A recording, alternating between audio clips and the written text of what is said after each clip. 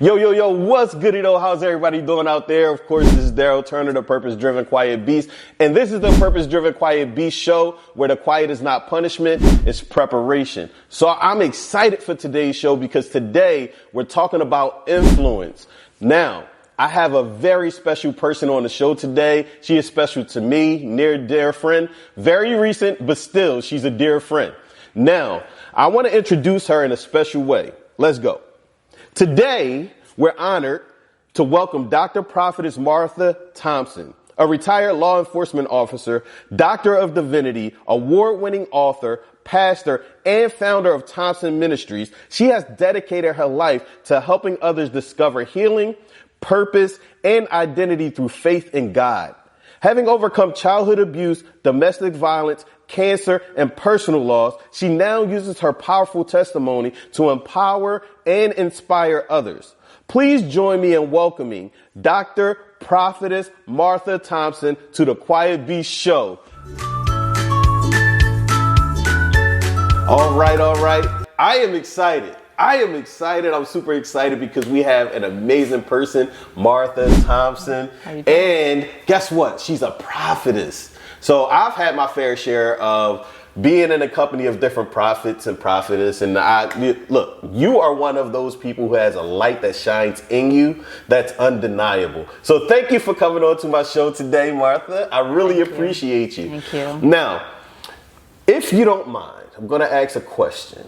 Very important question. And this is how I like to start off my show with what makes you happy, right? So Martha, talk a little bit about how your influences in life, whether it be atmosphere or people, have made you happy.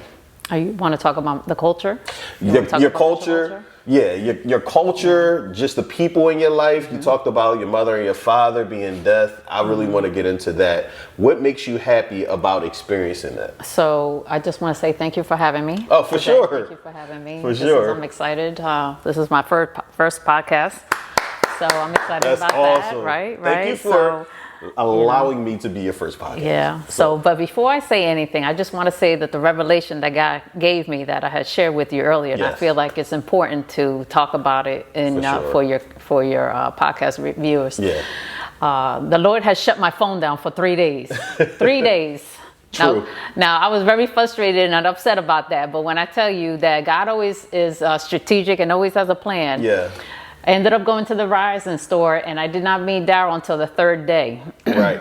And then that's when we connected. So I'm just very grateful that God always has a plan and a purpose in everything that we do. We might be frustrated, which I was very frustrated. Frustrated is not the word. For 3 days. But the revelation is that we are here. Yes. And God always He does not make any mistakes. And this is all divine. So I'm grateful for that. For sure. Looking at it in a prophetic view. Thank you. So as far as what makes me happy, purpose, destiny, and calling. Okay. In my life right now, that God has really transferred my life. I talk about it in my books. Yeah. We'll talk about that a little bit later. But I grew up in a deaf home. Both my parents are deaf, and the major influence in my life is being in a deaf community. Growing up as a hearing child in a deaf world. Yeah. Growing up as a only daughter. I have 3 brothers, but I'm the only daughter that was the interpreter for both my mother and my father. Wow. So I was their voice and I was their ears. Yeah. As a young child. Right. So how old were you when you started learning sign? It was my first language. Oh. So before I spoke, I signed. Wow. So yeah. That's amazing. So yeah, but I am mainly the interpreter in the family. Okay. So I'm the one that goes with them with their doctor's appointments or any type of appointments that they need to, to go, to the courthouse, to the family doctor, wherever they needed their voice to be expressed. I was that child. Okay. I was a child. Yeah. I'm with you. I was a child. Now let me ask you a question about that. At that moment, like when you were a child, we're talking about what makes you happy. What made you happy about being that person when you're not the only child? Wow, say that again. Okay. Because I need to think about that. So you have brothers and sisters. I have 3 brothers. Right, 3 brothers. So being the only child who learned how to sign very early, how did that make you feel? I love sign language. I love, the culture. I love, that's part of who I am. Yeah.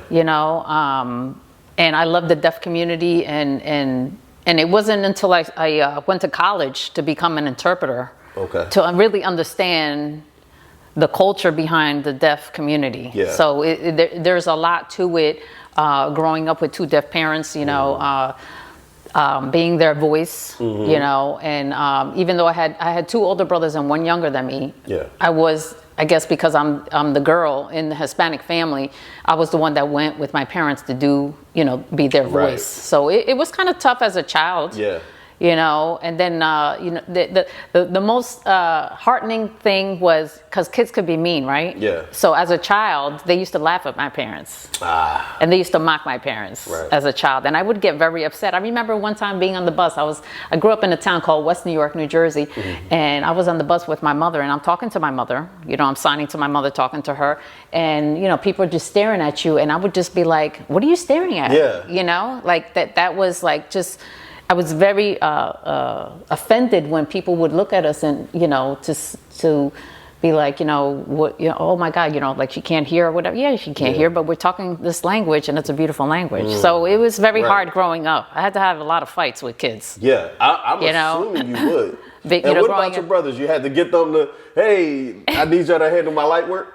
Well, no, because I had to handle myself. I had 3 brothers, so I had to fight them too. No, I had 2 older and 1 younger. But I mean, my 2 older brothers were, I think they're like 5-6 years older than me. But they were in high school. I was in middle school and stuff like that. So I mean, growing up in North Jersey, it was just I really honor and love my parents. Yeah. They really shaped me, and they really instilled love, support, family support, and God in my life. And for that, beautiful. I'm grateful. That's beautiful. I'm grateful. And I think that's a perfect segue into the next part of our show. And we'll be right back. Talk about the vault. All right.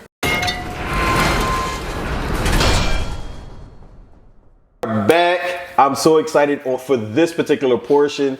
As you have so eloquently, I think that's the word, explained what makes you happy, but that immediately led us into this portion of our conversation, which is the vault, which is the heavy portion of our show, as you guys know. And so the vault, which you have a very deep vault. Yes. And we are excited to talk about that. So let's talk about the vault. The vault is the things built up in the subconscious mind that has made you who you are today. So let's sit in that vault a little bit and talk about some very heavy topics that got us here with the Prophetess Martha Thompson. What's some of the things that really was heavy for you to carry throughout your life that you had to overcome to become this person? Well, I think that the heaviness is being a coda, is CODA, means a child of a deaf adult. So growing up, interpreting for my parents, I think that was a lot of weight on me as a child,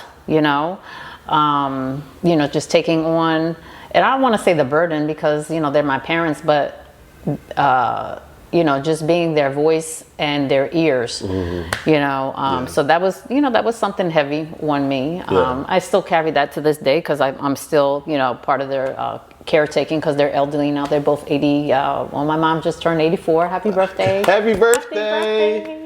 Yes. Yes, let me be like, happy birthday, Mom. Oh, I wish I knew how to do that. You're going to show me some, but yeah. So she just, her birthday was yesterday. Okay. She just turned 84. So that and, the vault is my testimony of a 15-year-old teenage mom. Yeah. I got pregnant at the age of 15. Wow. And I was a domestic violence survivor. I was a cancer survivor in my 20s. That's heavy. Yeah, that's heavy. A young mom that has to deal with cancer. Yeah, I was diagnosed with cancer after I had my second child, which was my son. Right. I was 22. I had just given birth to him, and went back to the doctor, and the doctor told me that I had cervical cancer. Wow. And here I am, a single mother of 2. I just had my son, and I'm like, what am I going to do? I said, I have a 5-year-old daughter, I have a newborn baby, and am I going to survive this? But through the prayer, and because both my parents pray, and it was very encouraging, saying that God was going to heal me. He did. He ended up. Can I ask a quick question? Just dawned on me. Because they speak sign language, their prayers are silent prayers, correct? Or how does that work? Well, there's no silent house in a deaf house. It's like the loudest house ever. Okay. Because they can't hear the noise, so it's loud. Yeah. It's loud. Yeah. So no, I mean, they have voices. Okay. You know, some you can understand. Like if my father was here, you can understand him because he speaks. He went to school to learn how to do speech therapy. Yeah. So you have him, and then you have my mother that just makes sounds. So she makes sounds. Yeah. So I have a friend named Marlon, and he was deaf, and we hung out for about 4 years, and I've learned some very impactful words. When he talked about women. So that's another story for another day. But they always teach the bad words. I don't know why. Why? I'm gonna leave that alone. But continue with your story. I'm sorry. But I just wanted to, to share, I went through a lot. Even though I was the interpreter of the family, I was a teenage mom at the age of 15. Her father was very abusive to me. I went through survived domestic violence, and came out of that relationship, and then ended up having my son, and then, with the cancer. So, not only that, but at the age of 10, I was molested by my neighbor. Wow, let's talk about that for a little bit. Yeah. What impact did that make on you as a young lady who, at that time, you didn't have a child yet? No. But before. Leading into having a child and then going into your years of having cancer, I'm sure that particular point stood out to you. Can you talk a little bit about that? It's funny how we're talking about the vault, because it wasn't until that portion in my life stayed with me until my 40s. Wow. Until my 40s. That portion of the molestation of my neighbor, who was he was in his 20s, I was 10. He was like 21, I think.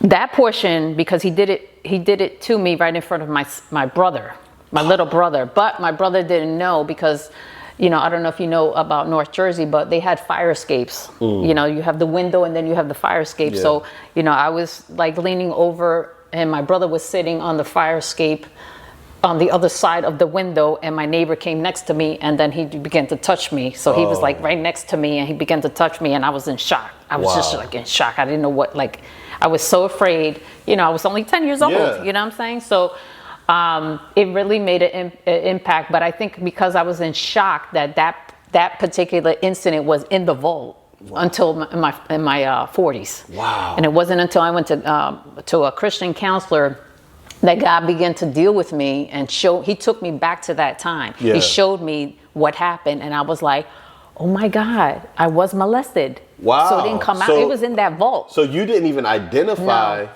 that. That's why the vault is so important. Yes. That's why it's so important. And it's important to talk about what the subconscious mind can hold on to and keep influence. Influence, because that had an influence. I'm sure it had some sort of influence on you, especially that's 30 years of your life. Yes. With that just silently hurting you. Yes. Right? Yes. So go. So I know that had made an impact. It made me to want older men. Wow. Because my daughter's father was 10 years older than me. I was 15, he was 25. Ooh. Yeah. That's a good difference. So I know that and then it just made me, wanted to be loved by, these men. I was searching for all this love in this man, but my father was in my life, but he was not in my life. Yeah. He had a whole nother family in the Bronx. Right. He had a whole nother family. Did you know that? I knew that because he took me and my brother. He used to take us out of school, and I talk about it in my book. He took us out of school, and then he would take us to New York to his family's house. When I'm his only child, and my brother is his only son, but he lived with a lady that had 5 daughters. Wow. So I'm coming into a house that he's fathering 5 daughters, and I'm his only daughter. Wow. So I had a lot of those issues with my dad. Yeah. And eventually I had to forgive my father because he was, supposed to be a major part of my life. Thank you for that. He was supposed to be a major part of my life, but he wasn't. Yeah.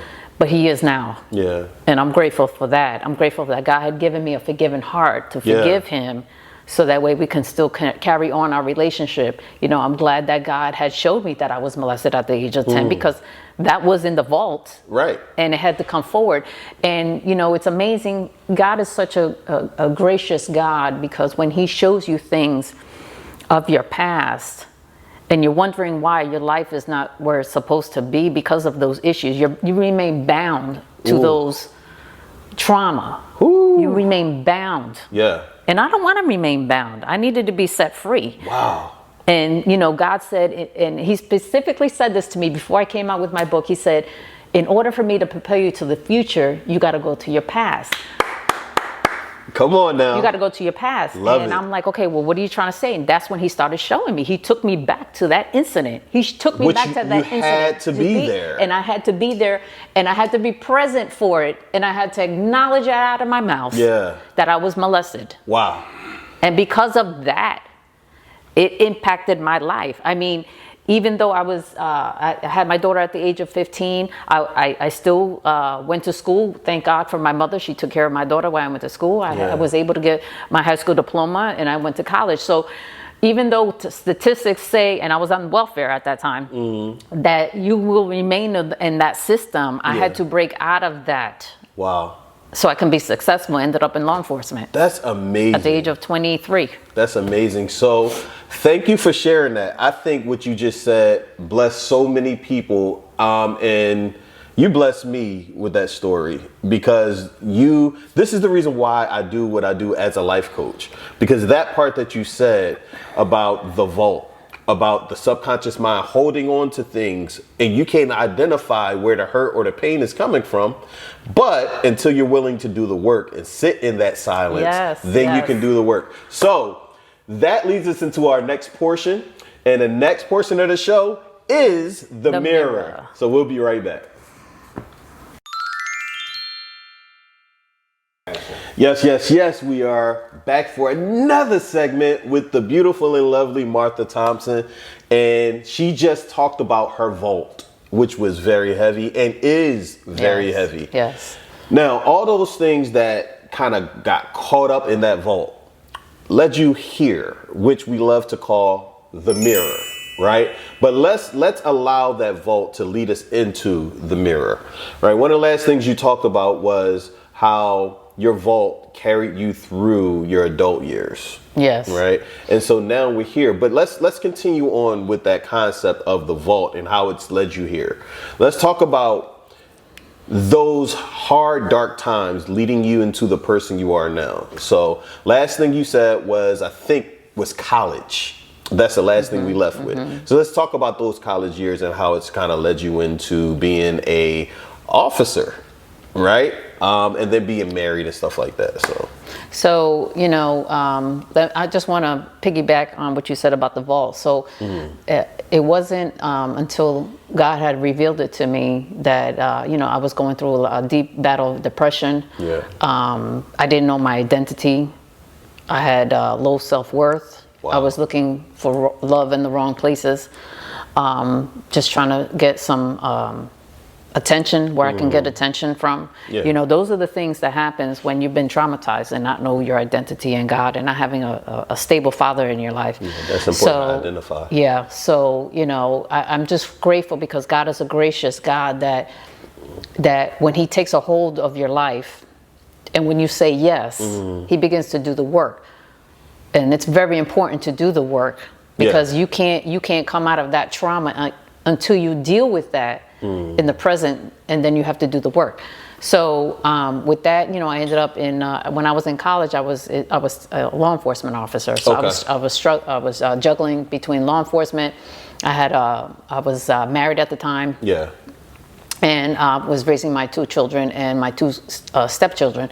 So I was doing that and going to college. Yeah. So so it was a lot of juggling, but I was just going through life. It was just I was lifing.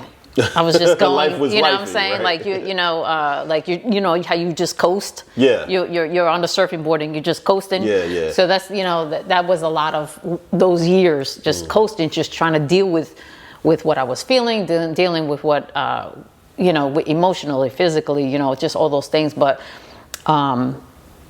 yeah, it's hard dealing with the vault. But like I said, I didn't deal with it until my 40s. Wow. That was after when I was going through my divorce with my ex-husband. Yeah. How does that divorce kind of start to shape your life as it looks now? Like that time and period in your life where you were going through divorce, you still didn't know that you were ever molested, and then you're dealing with still having to raise children and still having to still find out what life is going to be for you, because right now it's the unknown. So let's talk about the unknown, right? Like where you are at that particular point in your life. Yeah. So at that point, I had found out that my ex-husband was having an affair.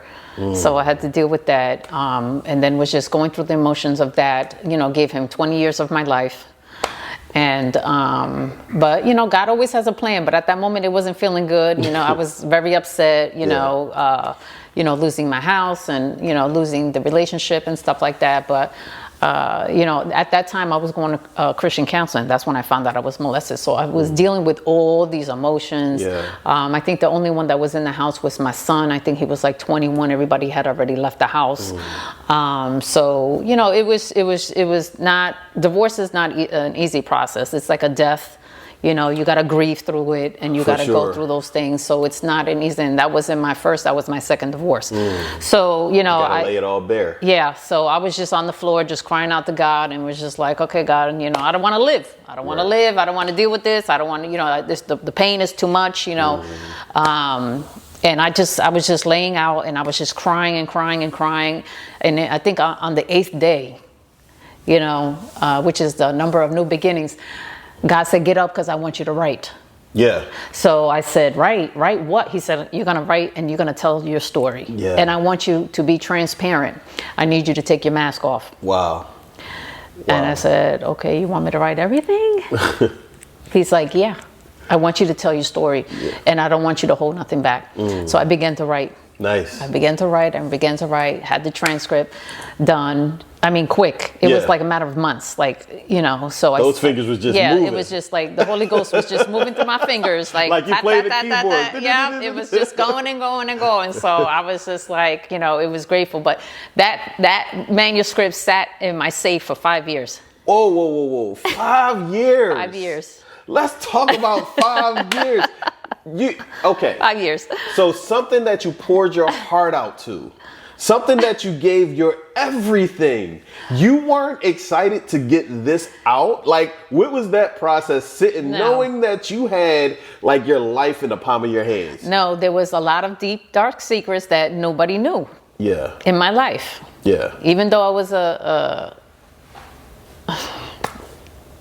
Take your time. Even though I was a teenager mother at the age of 15, I had an abortion before my daughter and I had one after at 15.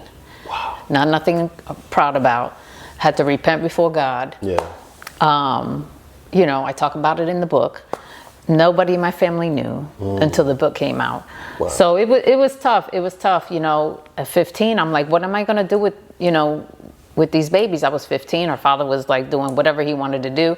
He was just out there. He was a womanizer, and he had physically hit me while I was pregnant, during pregnant, before pregnant, after pregnancy. He was very controlling, manipulative, and so it was hard. It was hard because there was stuff in the book that I had to reveal, and I didn't know if I wanted to reveal it. I didn't know if I wanted my family to know. I didn't know if I wanted the story. I didn't know if it needed to be published. Yeah. So it sat in the safe for 5 years until God told me during COVID to get the book out. Wow. What's funny about that is this is one of America's darkest times. Yeah. Right? Nobody knows if they're going to live today or tomorrow. And here it is. You have something in the palm of your hands that could possibly shape and change somebody's entire perspective on what life means. Like, thinking of that, how does that make you feel?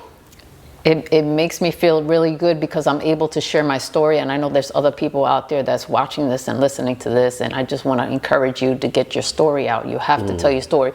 You know, a lot of people in their families say, you know, whatever happens in the house stays in the house. Yeah. You know, those are secrets that Satan wants you to be bound by. Yeah. But what does the Bible say? Wow. The Son comes to set you free. Yeah. Jesus Christ comes to set you free. So this leading into the mirror. Yes, exactly. The mirror. Where we are now. Yeah. You know, to the mirror. Like, when I go and look in the mirror, I am not bound to my past. Which is highly important. I am not bound to my past. I am not that girl. Yeah. I'm not that girl that was, you know, making all these mistakes because God had cleansed me and forgave me. You know, I did make those mistakes. However, God is a merciful God. Yes, that he forgives us, you know, when we keep coming to him. So I'm not that girl that was domestic violence victim. I'm a survivor. Yeah, I'm a survivor. I'm a survivor. You know, what tried to break me didn't. Come on. What tried to break me didn't. What tried to destroy me didn't. So, you know, I'm a living testimony, and I'm here to tell you that if God can do it for me, he can do it for you. He could do it for you. All you have to do is open your mouth and tell your story and be released from the bounds of the enemy, of those things of the past. So when I look in the mirror, I see a survivor. When I look in the mirror, I'm a daughter of the Most High King. When I look in the mirror, I know my identity. I know my worth. I know that God has sent me my husband who loves me and supports me and sees me as a daughter, as a precious gem to him, as his wife. I know that he honors me. You know, I know that he is he loves me. You know, I don't have to worry about him going out there cheating. You understand what I'm saying? So when you walk this walk with God and God shapes your life to this point right now in my life, I'm truly blessed, man. When I look in that mirror, I see a beautiful queen. I see a woman that he had fearfully and wonderfully made. Yes. He fearfully and wonderfully made me. Hold on now.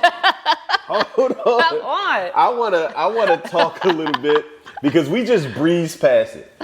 Like, she's married to an amazing person. Yes, I am. And his name is Charles, man. I mean, one of the more down to earth.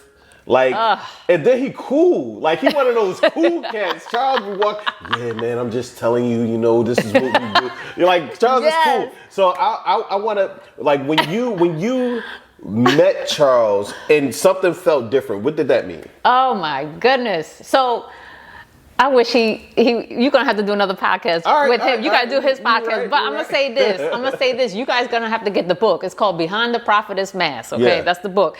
But I'm gonna say this: I had met Charles in prison. Okay. Because we both work for the prison system. We're both law enforcement officers, so I had met. Don't touch your mic. Oh, I'm sorry.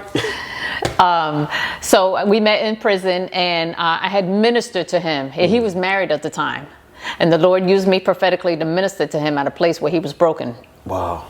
So I ministered to him about his life and what he was going through. And here's this 6'2" man, tall. I'm looking up at him and tears are just coming down his face. So he was at a place where he was broken, and the Lord used me to minister to him, and we became friends. And that was in 2013. And now you're married. And now we are married, yes. Amazing couple. We are married. Amazing couple. So, the mirror. So that's where we are now. Yes. So this segment is amazing. So we're going to start to get ready for the final segment, which is the flame. We'll be right back.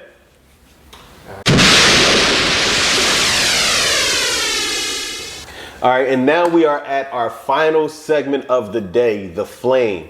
So all those topics, what makes you happy, the vault, and the mirror has led us here. And the flame is talking about what's igniting you into your purpose, using all those three. So let's talk about the flame. Where are you looking to go at this particular point in your life? Well, as a prophet, as a prophetess, you know, my job is to point people to God, to point people. So that's the flame that's inside of me, according to the scripture, Jeremiah 20:9, that his word is was in my heart as burning fire shut up in my bones, and I was weary and forbearing, and I could not stand. Meaning the fire that is so consumed inside of me has to come out. So my flame is right now is my passion, which is the ministry that I'm doing is helping people get their story out and helping them get their publishing their books. Nice. So I'm excited about that. God has given me the mantle for that. God has given me the mantle to help others and pull out of them what's inside of them in the vault. Love it. I'm excited about that. So that's the season where I am in right now. So that's the flame that's inside of me. That's just from everything, the disappointment and the suffering and the trauma. And, you take all that stuff that's inside of you and you have to channel it and and give God your yes and surrender to God and give it all to God. Whatever it's inside of you, you got to give it to him and pour it out to him. So that way, when you give him the yes, he will give you the passion, which is the flame inside of you. That's beautiful. That's beautiful. Now, you said you had a word here. I do. Let's get into that word, and then we're going to tell people how to reach you, okay? All right. So this is I had to write this down because it's a prophetic word. So this is a final prophetic statement since we're talking about influence on the Quiet Beast. I believe God is raising up a different kind of influence in this hour. One whose platform is built on prayer, whose influence is rooted in integrity, whose message is anchored in truth, and whose goal is not fame but transformation. The Lord is calling his people to become carriers of his glory in every sphere of influence, whether through books, podcasts, pulpits, businesses, social media, or everyday conversation. We are called to represent heaven on earth. I am not merely an influencer. I am a messenger. I am a watchman. I am the voice that's crying out to this generation, declaring that Jesus Christ still saves, heals, delivers, restores, and transforms. Matthew 5:16. Let your light so shine before men that they may see your good works and glorify your Father which is in heaven. My influence is not being seen, it's about making him seen.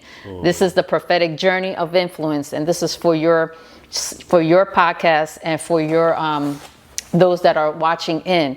God showed me these 4 segments, mirrors of journey of every kingdom influence. Joy, which reveals your gift. The vault that reveals your testimony, the mirror that reveals your identity, and the flame that reveals your assignment. The world calls it influence, but heaven calls it stewardship. True influence is not measured by followers, likes, titles, or platforms. True influence is measured by the lives transformed because you said yes to God.